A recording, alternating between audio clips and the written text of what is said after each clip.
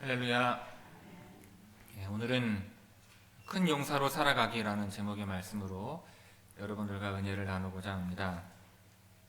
여러분, 2022년 새해가 시작되고 나서 분위기가 조금 바뀐 것이 있으신지요? 상황은 별로 바뀐 게 없는 것 같고, 그냥 요즘에는 대통령 선거 때문에 온 나라가 그냥 들쑤시고 있는 것 같아서 그 점은 달라진 것 같습니다. 새해가 시작됐음에도 불구하고 변하지 않는 상황 때문에 힘있게 살아가는 사람들보다 어깨가 축 처진 모습을 보이는 사람들이 여전히 더 많은 것 같습니다. 교회를 보아도 그렇고요. 소상공인 자영업자분들은 잘 되시는 분들보다 어려움을 겪고 계시는 분들이 훨씬 더 많은 것 같습니다. 이 처진 어깨가 어떻게 하면 올라갈 수 있을까요? 다음 대통령은 이 국민들의 처진 어깨를 기대와 희망으로 올려줄 수 있는 사람이 뽑혀야 할 것 같습니다. 그리고 우리도 믿음을 잃지 않고 세파이 무너짐 없이 견고하게 서 있으시기를 바랍니다. 오늘 말씀은요, 우리가 어떻게 이러한 높은 시련의 파고를 견디며 넘어갈 수 있는지를 잘 보여주는 말씀이라고 할 수가 있습니다. 드보라가 사사로 있던 40년 동안 이스라엘은요, 평온했습니다. 그러나 그 후에 이스라엘은 또다시 하나님을 버리고 우상을 섬기면서 악을 행함으로 하나님께서는 이스라엘을 미디안의 손에 7년 동안 넘겨주셨습니다. 이스라엘은 미디안의 압제하에 있으면서 괴롭힘이 너무나도 심하여 백성들 중에는 산으로 들어가서 웅덩이와 굴과 산성을 만들어서 살기도 하였습니다. 논밭에 파종을 할 때면 쳐들어와서 망쳐놓고 갔고요. 가축도 남겨놓지 않아서 양식이 심하게 부족했습니다. 궁핍함이 너무나도 심해서 이스라엘은 결국 여호와 하나님을 찾으며 부르짖었고, 이 하나님께서는 기드온을 사사로 부르십니다. 오늘 본문의 내용은 바로 이 기드온을 사사로 부르시는 내용이에요. 먼저 11절을 보면, 여호와의 사자가 아비에셀 사람 요아스에게 속한 오브라에 이르러 상수리 나무 아래에 앉으니라. 마침 요아스의 아들 기드온이 미디안 사람에게 알리지 아니하려 하여 밀을 포도주 틀에서 타작하더니 하였습니다. 원래 밀은 넓은 마당 같은 데서 타작을 했겠죠. 그런데 농사를 지어놓으면 미디안 족속들이 약탈을 하곤 했기 때문에 탁 트인 곳에서 타작하지를 못하고 포도주 틀에서 타작을 해야 했습니다. 미디안 족속에게 들키지 않기 위해서였어요. 이러한 기드온을 보면서 더 이상 겁쟁이라고 말하는 사람은 없을 것입니다. 그 누가 기드온을 겁쟁이라고 말할 수 있겠습니까? 자기 혼자서 미디안 족속을 감당할 수 있는 것도 아니고 탁 트인 데서 밀을 타작하면 약탈당할 게 불을 보듯 뻔한데 숨어서 밀타작을 한다고 그 누가 겁쟁이라고 할 수 있겠습니까? 그런데 밀타작을 포도주 틀에서 한다는 것은요, 수확량이 많지 않다는 뜻이기도 합니다. 씨를 뿌려 놓으면 미디안 족속들이 와서 망쳐놓기 일쑤였으니 제대로 농사를 지을 수도 수확할 수도 없었을 것입니다. 그러니 지금 타작하는 밀도 미디안 족속들에게 들키지 않을 만한 곳에서 농사를 지었을 테니 그 수확량이 많지 않았을 것입니다. 그러니 겁쟁이인 게 아니라 처량한 것이고 서글픈 것이고 비참한 것이죠. 그런데 그 비참함이 어디에서 비롯된 것입니까? 연약함에서 비롯된 것이죠. 연약하기 때문에 미디안에게 대적할 수가 없었고, 대적할 수가 없으니 숨어서 타작하는 그와 같은 서글픔, 비참함을 겪는 것입니다. 설교를 준비하면서 저는 이러한 기드온의 모습을 통해서 오늘날 잔뜩 웅크리면서 살아가는 수많은 사람들의 모습을 봅니다. 우리가 사용하는 말 중에요. 세상 무서운 줄 모른다라는 말이 있습니다. 그런데 이 말처럼 여러분, 세상은 무서운 곳인가요? 아니면 무섭지 않은 곳인가요? 어느 분은 무서워하시는 분들도 계실 테고, 또 어느 분은 세상이 전혀 무섭지 않으신 분도 계시겠죠. 근데 저는 세상에 대한 두려움이 없지는 않습니다. 제가 목회를 그만두고 세상 가운데 던져졌을 때 과연 잘 살 수 있을지를 가끔 생각을 합니다. 여러분, 제가 밖에서 사업을 하면 잘할까요? 아니면 망할까요? 대답을 한번 해보시기를 바랍니다. 뒤끝이 없습니다. 걱정하지 마시고.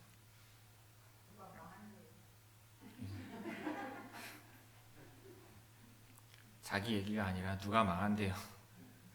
네. 동의하시죠? 네. 보세요. 여러분들의 예상도 그런데 저에게 두려움이 없지 않겠죠. 근데 여러분, 저만 그와 같은 두려움을 가지고 살아가는 것일까요? 얼마 전에요, 어느 날이라고 하는 드라마를 관심을 가지고 본 적이 있습니다. 주인공이요, 살인사건에 연루돼서 억울한 누명을 쓰고 재판을 받는 과정을 보여주고 있는데요. 만일 실제로도 그와 같다면 굉장히 충격적이라 할 수 있습니다. 돈이 없고 힘이 없으면 불미스러운 일에 절대로 연루되면 안 되겠구나 하는 생각이요, 드라마를 보는 내내 들어요. 억울한 누명을 벗기가 너무 힘들고요, 진실을 얘기해도 아무도 믿어주지 않습니다. 김수현이라고 하는 남자 배우를 좋아하시는 분들은 한번 보셔요. 여러분, 그게 실제와 같은 게요,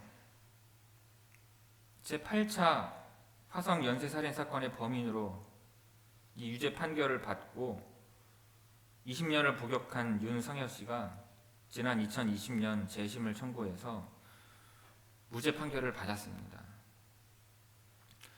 너무 가혹하게 조사를 받아서 차라리 내가 했다고 자백을 하고 이 고통에서 벗어나야겠다고 말하셨던 것이 기억이 나요. 들었던 것이.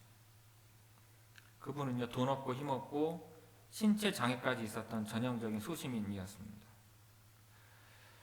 여러분, 내가 아무런 잘못을 한 게 없는데 억울한 누명을 쓰면 얼마나 괴롭겠습니까? 얼마나 괴롭고 두렵겠습니까? 아는 변호사도 한 사람도 없는데. 갑자기 큰 병에 걸려도 그렇죠. 물어볼 사람도 없고 병도 걱정되고 돈도 걱정되고, 이렇게 약하기 때문에, 힘이 없기 때문에 위축된 채 살아가는 많은 사람들을요, 저는 기도원을 통해서 보게 되는 것입니다. 그런데 그렇게 위축돼서 살고 있는데 어느 날 갑자기 신비로운 체험을 하면서 누군가 나에게 큰 용사여라고 부른다면 제가 갑자기 큰 용사가 될까요? 그런 소리를 들으면 무슨 생각이 들겠습니까? 12절에 보면은 포도주 틀에서 밀을 타작하고 있던 기드온에게 하나님의 사자가 나타나서 말하기를 큰 용사여, 여호와께서 너와 함께 계시도다 합니다. 기드온은 이 말을 들으면서 무슨 생각이 들었을까요? 그런데 여호와의 사자가 한 말 중에 뒷부분은 이렇습니다. 여호와께서 너와 함께 계시도다.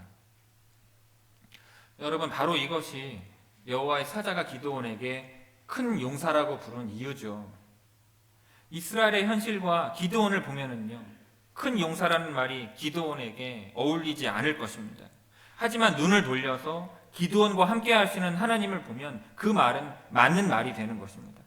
만물을 지으신 분, 그 만물보다 크신 분이 함께하는 사람이라면 큰 용사인 것이 분명한 것입니다. 결국 관건은 이거예요. 하나님께서 함께 하시는가, 그렇지 않은가입니다. 하나님이 함께하지 않으시면 이 거칠고 험한 세상에서 나는 홀로 버려진 듯한 연약한 존재입니다. 하지만 하나님이 함께 하시면 우리는 이 세상보다 크신 하나님을 의지할 수 있기 때문에 우리는 결코 약한 존재가 아닌 것입니다. 여러분, 기드온과 함께 하셨던 하나님은요, 오늘 주님 앞에 나온 우리와도 함께 하십니다. 역시 관건은 우리가 홀로 세상 가운데 서 있는가 아니면 하나님과 함께 서 있는가입니다. 그러므로 부디 우리와 함께 하시는 하나님을 볼 수 있으시기를 바랍니다.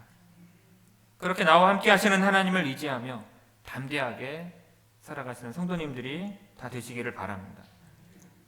여러분, 그러면 좋은데 단박에 그렇게 되면 얼마나 좋겠습니까? 그런데 실제 우리의 마음은 어떻습니까? 큰 용사라는 말에요, 기드온은 이렇게 말을 합니다. 13절을 보면 오나이 주여 여호와께서 우리와 함께 계시면 어찌하여 이 모든 일이 우리에게 일어났나이까? 또 우리 조상들이 일찍이 우리에게 이르기를 여호와께서 우리를 애굽에서 올라오게 하신 것이 아니냐 한 그 모든 이적이 어디 있나이까? 이제 여호와께서 우리를 버리사 미디안의 손에 우리를 넘겨주셨나이다 합니다. 기드온의 말은요, 세 가지로 구분할 수 있습니다. 첫째는 하나님이 정말 우리와 함께 하신다면 어떻게 이런 일이 일어날 수 있습니까? 이고요. 둘째는 하나님이 우리의 조상들을 애굽에서 건져내실 때 큰 이적을 행하셨다고 했는데 그 모든 이적이 지금은 어디에 있습니까?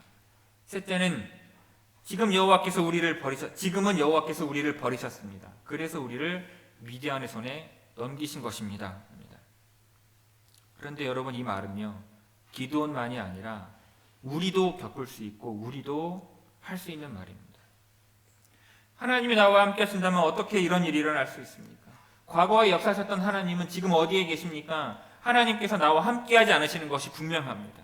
여러분, 우리는 이렇게 말할 수 있습니다. 하나님께 서운한 게 많죠. 하나님께 속상한 게 많죠. 여러분, 하나님께 서운한 게 있고 하나님께 속상한 게 있어서 하나님께 그것을 토로하는 것을 불경건하다고 여길 수도 있지만 여러분, 전혀 그렇지 않습니다. 하나님께 속상한 것을 토로하는 것도요, 하나님에 대한 믿음이 있기 때문에 하나님께 뭐라고 할 수가 있는 것입니다. 그러니까 여러분, 하나님 때문에 속상한 게 있으면 속상한 대로 기도하며 쏟아내시면 좋겠습니다. 여러분, 오히려 솔직한 기도에 하나님은 응답하실 줄 믿습니다. 근데 기드온에게는요, 하나님께서 이렇게 응답하십니다. 14절에 보면 여호와께서 그를 향하여 이르시되 너는 가서 너의 힘으로 이스라엘을 미디안의 손에서 구원하라. 내가 너를 보낸 것이 아니냐 하시니라. 여러분, 이것이 하나님의 응답입니다. 그러니까 너를 통하여서 이스라엘을 구원하시겠다는 것이죠. 하나님께서 기드온을 큰 용사라고 부르시며 너와 함께 하시겠다는 이유를 여기에서 알 수 있는 것입니다. 하나님께서는요, 아무 이유 없이 큰 용사라고 부르시는 게 아닙니다. 이스라엘을 구원하는 사명을 맡기고자 큰 용사라고 부르시며 함께 하시겠다는 것입니다. 이 말은요, 하나님께서 누군가에게 사명을 맡기시면 그 사람만 그 사명 가운데 던지시는 게 아니라 하나님께서도 함께 하신다는 뜻입니다. 하나님은요, 그 미디안 군대 한가운데로 기드온만 혈혈단신으로 보내시는 분이 아니십니다. 하나님은 기드온이 하나님의 사명을 감당하고자 할 때 기드온과 함께 하시며 기드온이 큰 용사가 되게 하시는 분이신 것입니다. 여러분, 이 원리는요, 오늘을 살아가는 우리들에게도 동일하게 적용이 됩니다. 하나님께서 우리에게 주신 사명을 잘 감당하고자 할 때 하나님은 우리와 함께 하시며 우리를 큰 용사가 되게 하시는 것입니다. 여러분, 모든 그리스도인들에게는요, 하나님께서 주시는 사명이 다 있습니다. 근데 우리가 흔히 사명이라고 하면 너무 거창하게 생각하시는 분들이 있을 수 있으니까 제가 역할이라고 해보겠습니다. 모든 그리스도인들에게는 하나님께서 주시는 역할이 다 있는데 한 가지는 개별적으로 주시는 역할이고요. 다른 하나는 그리스도인이라면 누구에게나 주시는 역할입니다. 하나님께서는요, 우리의 환경과 상황에 따라서 각자에게 역할을 주십니다. 그리고 모든 그리스도인들에게도 역할을 주시는데 그 역할은요, 우리가 이미 다 알고 있는 내용이에요. 이 땅 가운데에서 빛과 소금으로서 살아가는 것이고요. 예수 그리스도의 증인으로서 복음을 증거하는 것이고요. 주님의 몸된 교회를 섬기며 세워가는 것입니다. 이것은 모든 그리스도인들에게 공통적으로 주시는 역할입니다. 근데 그와 같은 역할에 충실하고자 할 때 하나님께서는 우리와 함께 하시며 큰 용사가 되게 하시는 것입니다. 하나님께서는요, 그와 같은 역할을 우리에게 주신 후에 뒤로 물러나서 뒷짐만 지고 계시는 분이 아니십니다. 그럼에도 기드온은요, 믿지 못하고 여전히 두려움 가운데 자신 없어 합니다. 기드온은요, 참으로 인간적이고 참으로 우리와 비슷합니다. 15절을 보면 기드온이 이렇게 말을 해요. 오 주여, 내가 무엇으로 이스라엘을 구원하리이까? 보소서, 나의 집은 므낫세 중에 극히 악하고 나는 내 아버지 집에서 가장 작은 자니이다 라고 합니다. 자, 이 말은 기드온의 집안도 작은 집안이고 자기가 속한 지파도 작은 지파이고 그렇게 작고 미약해서 미디안을 상대로 전쟁을 치를 만한 군사들이 없다는 뜻인 동시에 기드온 자신도 미디안을 물리치는데 합당한 인물이 아니라는 고백이기도 합니다. 기드온으로서 충분히 할 수 있는 말입니다. 미디안이 두려워서 포도주 틀에서 밀을 타작해야 했던 처량한 신세였습니다. 그런 기드온이 무슨 힘으로 이스라엘을 미디안의 손에서 구원하겠습니까? 지금 현재 자신의 모습을 돌아보면 결코 받아들이기 어려운 말입니다. 그러한 기드온에게요, 하나님께서 다시 한번 약속을 주십니다. 16절이죠. 여호와께서 그에게 이르시되 내가 반드시 너와 함께 하리니 내가 미디안 사람 치기를 한 사람 치듯 하리라. 할렐루야. 두 가지 약속을 주셨습니다. 내가 반드시 너와 함께 하겠다는 것과 내가 미디안 사람 치기를 한 사람 치듯 할 것이다 라는 약속입니다. 이제 기드온의 앞에는요, 두 가지의 선택지가 있습니다. 하나님의 약속을 믿고 미디안을 치러 갈 것인가 하는 것과 그럼에도 불구하고 그 말을 믿지 않고 그냥 이대로 살 것인가 하는 것입니다. 기드온이 두 번째의 것을 선택한다면 어떻게 되겠습니까? 하나님의 그 약속을 경험하지 못할 뿐만 아니라 기드온은 진짜 큰 용사가 아니라 겁쟁이로 남게 될 것입니다. 그리고 하나님은 기드온이 아니라 다른 사람을 통해서라도 이스라엘을 미디안의 손에서 구원하시겠지만 그때까지 이스라엘은 조금 더 고난을 당할 수밖에 없을 거예요. 그런데 기드온이 첫 번째 것을 선택한다면 어떻게 되겠습니까? 하나님께서 약속하셨기 때문에 그 일은 반드시 이루어질 것입니다. 그렇기 때문에 기드온은 그 하나님의 약속의 말씀이 나를 통하여 이루어지는 것을 보게 될 것입니다. 기드온은 하나님께서 말씀하신 대로 큰 용사가 되는 거예요. 그런데 여러분, 굉장히 놀라운 사실 한 가지가 있습니다. 우리가 주의 역할을 잘 감당할 때 우리의 삶의 현실적인 문제들도 해결이 된다는 것입니다. 왜냐하면 하나님께서 우리에게 맡기시는 역할은 우리의 삶과 동떨어진 역할이 아니기 때문입니다. 이스라엘은요, 곡식이 없는 문제, 젖을 짤 염소가 없는 문제, 가축이 없어서 고기가 없는 문제, 생명의 안전을 보장할 수 없는 문제 등 많은 문제들과 궁핍함을 겪고 있었습니다. 그런데 여러분, 우리는 살아가면서 삶의 근본적인 문제가 아니라 이와 같은 문제들에 매달려서 진짜 근본적인 문제는 보지 못할 때가 너무나 많습니다. 그런데 여러분, 하나님과 함께 하시면 그런 겉으로 드러나는 피상적인 문제가 아니라 문제의 근원을 해결하게 하실 줄 믿습니다. 이스라엘의 문제의 근원은 무엇이었습니까? 곡식이 없는 것이 문제였습니까? 가축이 없는 것이 문제였습니까? 젖을 딸 염소가 없는 것이 문제였습니까? 그렇지 않죠. 미디안의 압제를 받는 것이 문제였어요. 하나님은 그 문제의 근원을 해결을 해주십니다. 그래서 우리의 모든 형편과 처지에 있는 문제들까지 함께 해결을 해 주시는 거예요. 여러분, 여전히 우리의 삶의 모든 문제들이 하나님과의 관계에 달려있다는 이 말을 믿지 못하시는 분들이 계실지도 모르겠습니다. 그런데 여러분, 우리가 하나님과의 관계를 바로 세우면 놀랍게도 우리의 삶에 있는 현실적인 문제들도 여러분 해결된다는 사실을 믿으시기를 바랍니다. 왜냐? 하나님과의 관계가 바로 되면 하나님께서 그 문제의 근원적인 문제를 여러분 해결해 주시기 때문인 것입니다. 여러분, 그러니 하나님께서 우리와 함께 계심을 믿고 이 험난한 세상 가운데에서 큰 용사로 살아가시기를 주님의 이름으로 축원을 드립니다.